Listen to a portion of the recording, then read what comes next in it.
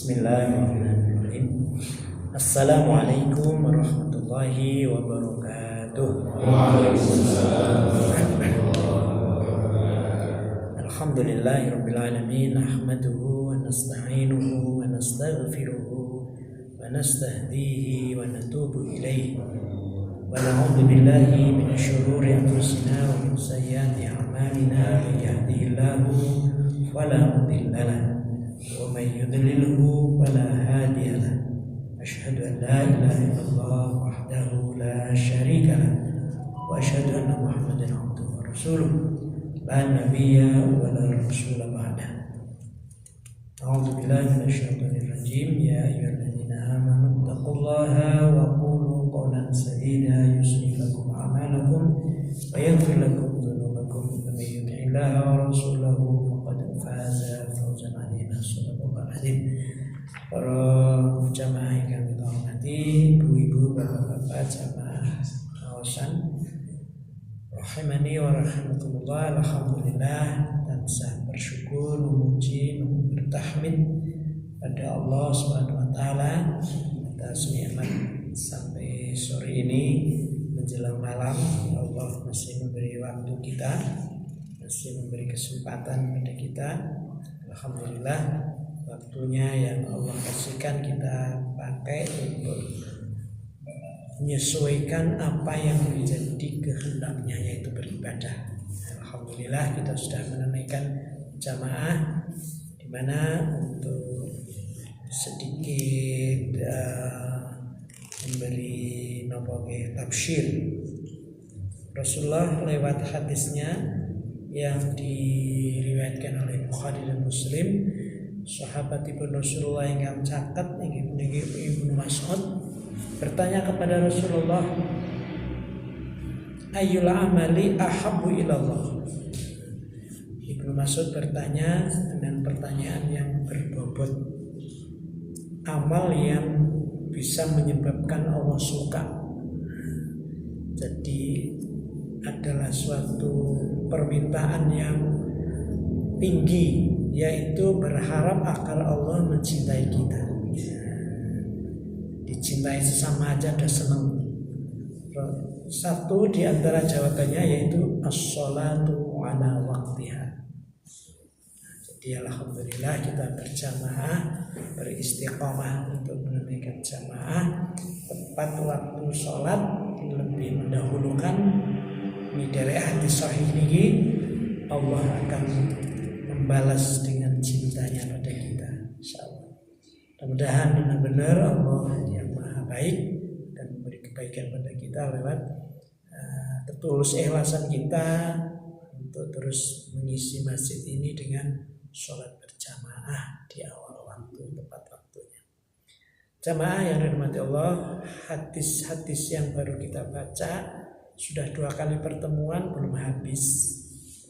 Kita ulang 2 kali pertemuan terkait dengan hak seorang muslim kepada muslim yang lain, yaitu yang pertama tentang salam. Kemarin juga dengan berbagai kondisi, berbagai situasi, berbagai terkait dengan salam sudah kita baca. Mudah-mudahan atas izinnya tinggal kita aplikasi, realisasi dalam tindakan kita menjadi ilmu yang bermanfaat. Ilmu yang bermanfaat tidak akan putus. Al-ilmu yuntafa'u bih. Jika kita mengkaji dan ilmunya bermanfaat, itu dari hadis tidak akan putus selama-lamanya. Hari bapak-bapak, mohon pada Allah supaya kita bisa menjalankan syariat yang telah ditetapkan oleh Allah dan Rasulnya. Kaitannya dengan salam. Kita ulang kembali untuk yang ketiga kalinya. An Abi Hurairah radhiyallahu anhu qala Rasulullah sallallahu alaihi wasallam. Hadis dibawakan oleh Abu Hurairah yang meriwayatkan narasumber berita Rasulullah ini. bersabda Rasulullah Shallallahu Alaihi Wasallam, hakul muslimi alal muslimi sittun. Hak muslim dengan muslim yang lainnya yaitu 6. Yang pertama, idza laqitahu fasallim alaihi. Jika berjumpa memberi salam. Kemarin sudah kita baca terkait dengan bagaimana tatkala kita seorang yang lebih muda, bagaimana harusnya siapa yang mendahului salam tatkala kita duduk-duduk di pinggir jalan, apa yang menjadi hak-hak jalan dan seterusnya. Yang kedua adalah wa idza da'aka fa'ajib. Yang kedua adalah haknya muslim dengan muslim yang lain adalah jika kalian dipanggil, jika ia mengundangmu, hendaklah engkau penuhi undangannya. Secara lahiriah hadis ini menunjukkan wajibnya memenuhi undangan setiap muslim.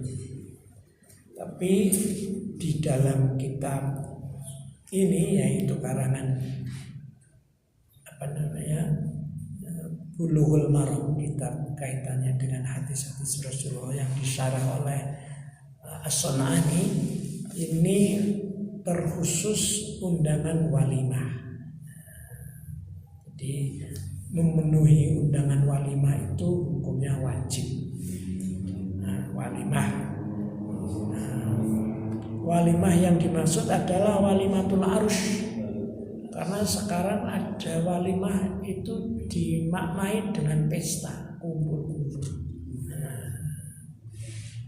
Nah, itu kemarin saya di desa saya ada jamaah mau umroh banyak sekali. Kemudian jamaah itu mengundang, acaranya walimatul umroh. Walimatul safar lil umroh. Ada walimatul hajj, walimatul arus. Arus itu kan temanten berdua mempelai, itu namanya arus. Nah, ini hadis ini yang dimaksud oleh pensyarah yaitu wajibnya memenuhi undangan walimatul arus. Ya, walimatul arus itu yang difahami adalah saat prosesi ijabnya. Dapur kendurinya malam hari itu bukan walimatul arus, tapi itu pengumuman. Jadi ngumumkan si fulan dan si fulana ini telah melakukan pernikahan yang sah. Nanti supaya tidak timbul fitnah belakangannya. Dan juga mungkin bisa didoakan oleh saudara-saudaranya akan mendapatkan keberkahan. Nah, yang dimaksud walimatul arus wajib dihadiri adalah tatkala prosesi nikah ijab kabulnya itu, dan kemudian di situ ada walimah, meskipun hanya dengan seekor kambing. Aulim walau bisyatin, adakanlah walimah walaupun dengan hanya seekor kambing. Itu walimahnya siapa itu? Sahabat Kanjeng Nabi yang muncul hadis ini. Nah, bagaimana jika walimatul arus itu ada hal-hal yang sekiranya tidak sesuai dengan syariah? Apa itu juga bagian dari wajib hadir? Nah, ini muncul beberapa hukum. Ada yang menghukumkan jika di situ bahkan maksiat, walimahnya orang muslim malah menghadirkan maksiat, maka ini tidak jatuh pada hukum wajib sebagaimana jika walimah itu benar-benar sesuai dengan syar'i. Pendapat yang terkuat untuk memenuhi undangan nikahan atau walimatul arus itu adalah hukumnya wajib. Adapun selain undangan walimah hukumnya sunnah. Jadi ini sunnahnya juga tidak disebut sunnah yang kedudukan mana. Artinya bukan menduduki hukum wajib.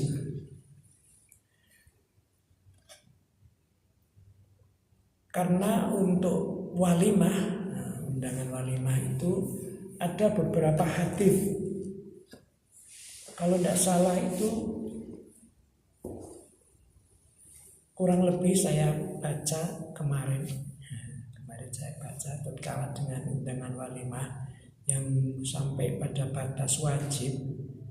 Itu kurang lebih bunyinya, siapa yang diundang untuk walimah lalu tidak hadir itu asal bermaksiat kepada Rasulullah.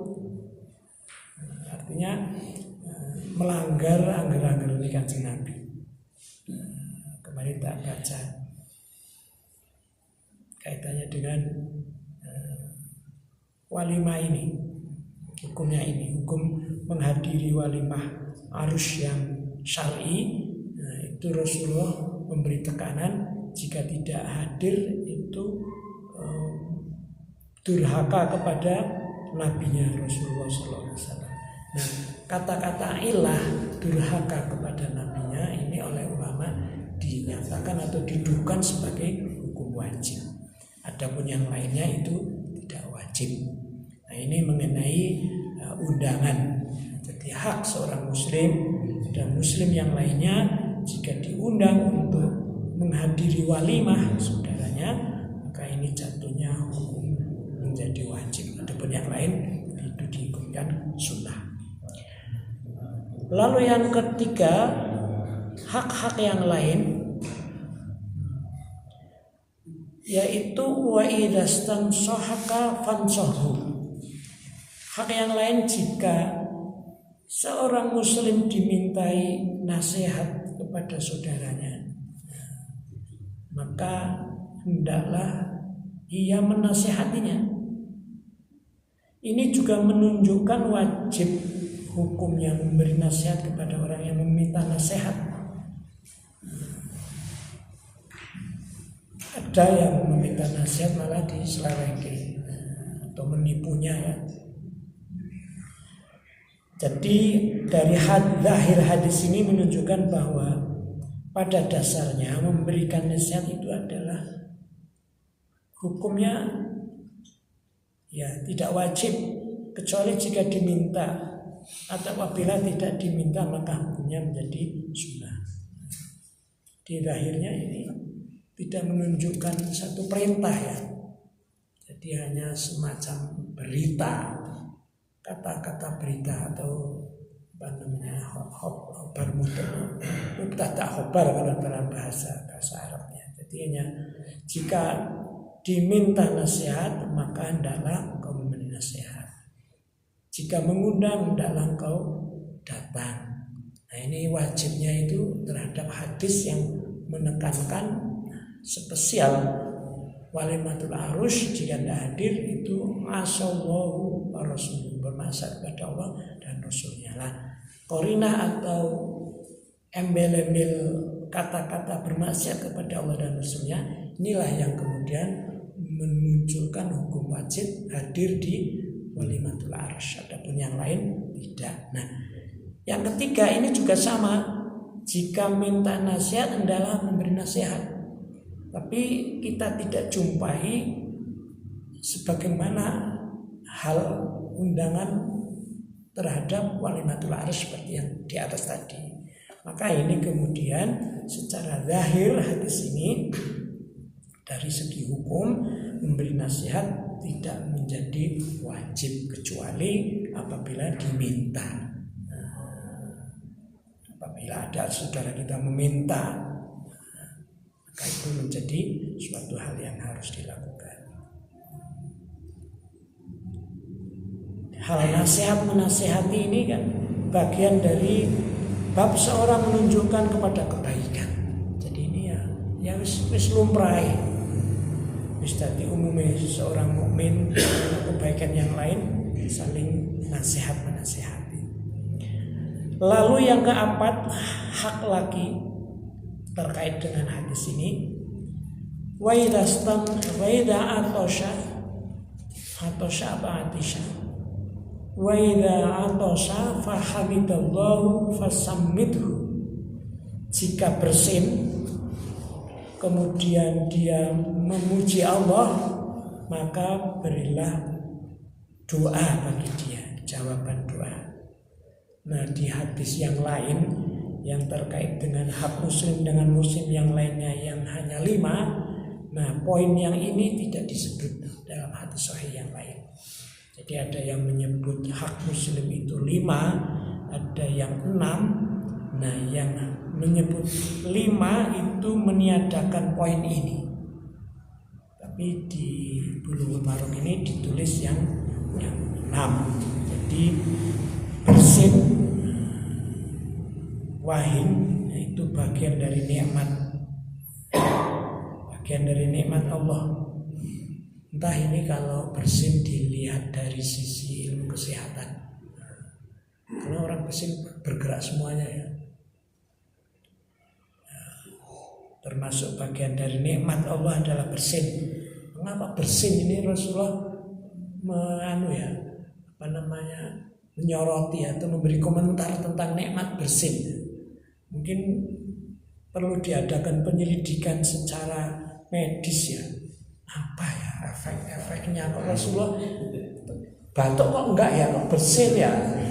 Tentu ini ada sesuatu yang patut untuk sehingga Rasulullah menyebut jika orang bersin penak lalu alhamdulillah, maka yang lainnya Rasulullah meminta hendaklah fashammidhu, mendoakan. Fashammidhu, mendoakan. Artinya fashammidhu, syammatul atis itu alhamdulillah, terus yarhamukallah. Itu adalah doa. Saya doakan dirinya semoga mendapatkan hidayah dan memperoleh akhlak yang lurus. Itu kata-kata fashammidhu. Fa idza atasa fahamidallahu fashammidhu. Kata fashammidhu itu artinya mendoakan semoga mendapatkan hidayah dan memperoleh akhlak yang lurus. Itu kata fashammidhu. Lalu secara spesial fashammidhu yang di hadis yang lain, ini ada hadis yang lain, hadisnya sahih juga, riwayat Bukhari. Hadisnya bunyinya begini. Rasulullah Shallallahu Alaihi Wasallam bersabda, "Idza atasa ahadukum falyaqulil hamdulillah." Jika salah seorang dari kalian itu bersin, lalu dia mengucap alhamdulillah, falyaqul lahu ahuhu, maka hendaklah mengatakan dia kepada saudaranya yang bersin dan mengatakan alhamdulillah, yaitu sahibahu au sahibahu. Akhuhu au sahibahu, saudara atau temannya, ngucape yarhamukallah. Di situ ada satu interaksi sosial terhadap peduli sesama. Ini juga akan mengikat solidaritas, akan mengikat ukhuwah persaudaraan kita. Di Rasulullah luar biasa. Meskipun hanya nikmat sedikit, jebres alhamdulillah, saudara yang lain peduli. Yarhamukallah. Indah sekali kan? Mana mungkin akan orang mau mendoa kalau nggak sayang sama saudaranya? Peduli amat. Malah mungkin saudaranya mendapat keuntungan, dia alah didoakan malah orang gelem. Ya. Nah, ini hak muslim dan muslim yang lainnya sebenarnya jika dimunculkan dalam harian kita akan memunculkan satu ukhuwah, kebersamaan yang sejati. Kita sudah bersama sejati secara lahiriah berjamaah, sejati juga dalam ikatan hati, saling cinta mencintai, saling doa mendoa, meskipun hanya nikmat berupa wine. Maka hari ini saya tadi dibel sama Pak Marno juga pengen berbagi nikmat. Nanti setelah ini hadir di tempat Pak Marno untuk memulai usaha Pak Marno yang baru. Nah, ini kan kita yarhamukallah Pak Marno, mudah-mudahan Allah memberi rahmat bagi kita. Kan sebuah apresiasi ya. Kan apresiasi doa ini Rasulullah mengajarkan. Kan luar biasa ini. Masih ada lagi sambutan ini. Jika kita jebres, alhamdulillah, teman sebelahnya ya rahmatullah. Ini hadisnya nih, belinya nih. Wa idza qala lahu fa idza lamun qala ngucap sapa sing wain lahu marang dai sing ndongakno ya rahmukallah fal yakul monggo ngucap yahdikumullah wa yuslih balakum. Yahdikumullahu wa yuslih balakum. Nah, timbul saling sapa menyapa dengan satu doa kasih sayang masing-masingnya. Ini nek udu karena hati ini senang, orang mungkin ndongake. Enggak lah, aku ndongake aku krungu dhewe megah. Krungu suarane bismillahirrahmanirrahim. Maka aku jamaah. Mana mungkin akan muncul kasih sayang ini? Ya itu kan apa ya? Sunnah Allah, sunnatu Allah ini kita menerima. Masing-masing kita ada yang temperamennya gini, ya kita terima memang itu sunnah Allah kayak gitu. Ada yang begini, ya seperti kita ada suku bangsa, suku Jawa, suku Sunda, suku Madura, suku mana-mana bersatu. Ya memang kayak gitu. Kita haji kemarin kan sembayang ya gini langsung ke gongsor gitu. Sembayang lewat ngarepe. Lah kita akan mau dipukul kan Pak. Ya kita solidar aja. Oh dia mungkin belum tahu ya pikirnya ya. Ini hadis-hadis ini sungguh luar biasa. Jika kita aplikasikan dalam hidup akan muncul satu kekuatan. Kekuatan jamaah itu ya muncul dari hati. Ini indah sekali ini. Indah sekali. Maka mari Bapak-bapak bersama-sama meskipun hanya wahid ya. Nah, ini sapa menyapa dengan doa dari satu nikmat hanya berupa bersin. Kan saben wong wahid toh. Kan iso artinya ketika kita wahid terus alhamdulillah terus koncone ndongake. Terus dia mengatakan yarhamukallah, rahmat kasih sayangmu akan bersamamu wahai saudaraku. Padahal nek rahmat itu saya membaca di Lisanul Arab, yaitu di kamus terbesar itu mempunyai makna 3. Saya membaca ini di majalah tabligh yang ditulis oleh Oneng siapa ya? Itu dia dosen di Universitas Jakarta. Saya langganan majalah tabligh. Terus ada itu. Terus tak cocoke bener enggak itu Mbak Oneng ini memaknai kata rahmat itu mempunyai 3 makna tercantum di Lisanul Arab. Tak tahqiq, tak tabayun. Ada 3. Rahmat itu yang pertama itu rahmat Allah itu namanya yang pertama aitufuhu wa ihsanu. Jadi melas. Nek kula jenengan diparingi rahmat Gusti Allah, Gusti itu melas. Seperti melasnya kita sama anak-anak kita. Bagaimana Bapak Ibu memberi aplikasi tindakan melas kepada anak-anak kita kan anaknya melas kan orang kata dipiloro ya jaluk diwenehi atau ditungake nangis dineng-neng apa terjaluk apa melas wa ihsanu ngapii itu rahmat. Nek wis melas Gusti Allah ngapii. Ya apike Gusti Allah ngene iki.